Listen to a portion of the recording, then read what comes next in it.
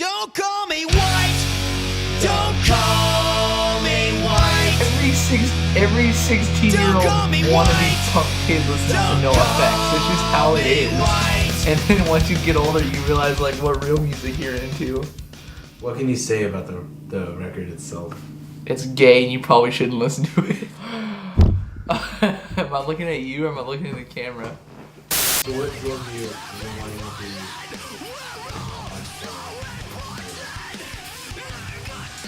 I mean, it wasn't any like one thing. Like when I was in junior high, some kid I saw was wearing a Ramones t-shirt, and so I went and I looked that band up, and I thought they were pretty cool. And then I started getting into bands like The Clash, and then I went into more like punk bands like No Effects and like Bad Religion, and then I got into like bands like Anti-Flag and shit like that. And then I don't know. And then one of my friends showed me like this band, Straight from the Path, and I just thought like, I don't know. I listened to it a bunch, and then it kind of just grew on me, and then I started getting into like to other bands and stuff like that, and I just thought there was like a lot of, I don't know the right word, but like there was just like a lot of the same kind of thing, and I felt like I had something to say, I had good music to put out, and I just wanted to be different in a sea of sameness in a sense. So yeah. So explain to me your track It's pretty much just about me feeling like I'm not going anywhere, I'm not doing anything, so bury me. Just like I'm already dead, so why not just finalize it?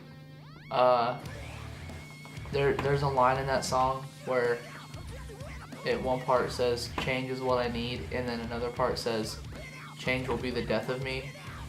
And it's kind of like sarcastic, because there was a friend who was telling me like all this stuff, like you're this way, you need to stop doing this, you need to stop being this way.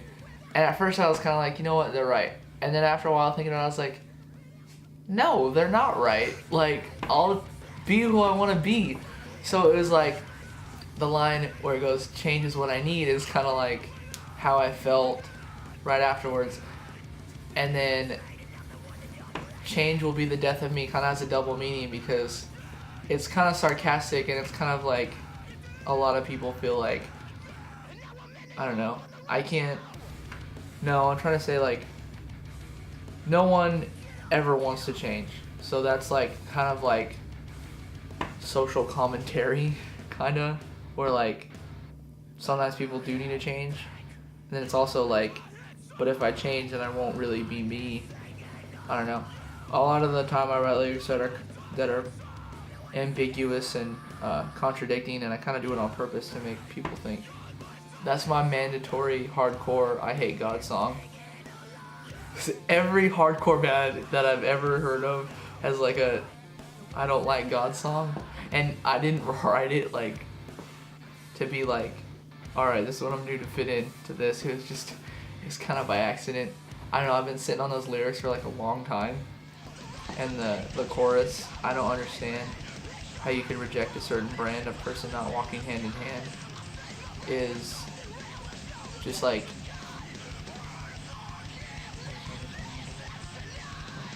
it's just like me being like, just questioning like why is it who made you the ruler, like why is your judgment the one that rules over everything? And it was just, I don't know, I feel like it's pretty self-explanatory. Like, drunk on the water, you turn to wine. Tying the fine line that keeps you high, the cross you bear is the only one you wear. There's a verse in the Bible where Jesus says like, take up your cross and walk with me. I'm paraphrasing it, but it's something along those lines. And I thought Christians always have to have like stuff that says you're Christian, like they have to have like a necklace or something. So I was thinking, the cross you bear is the only one you wear, meaning like the only cross you're bearing is jewelry, not anything like that's hard. Like you going to a country and teaching the word of God, like that would be a cross you're bearing. It'd be a burden on yourself if you're doing it for what you believe in. So I don't know, that song's just about feeling like a failure. Just like I can't live up to my own expectations, so how do you expect me to live up to yours? That really sums it all up. Talk about the track complications. I think that's the Kill Myself track. No, I'm just kidding. I don't know. The whole song up until the very end is just about feeling kind of crappy and like not being able to do anything. Like every time I try to do something, it just kind of quit.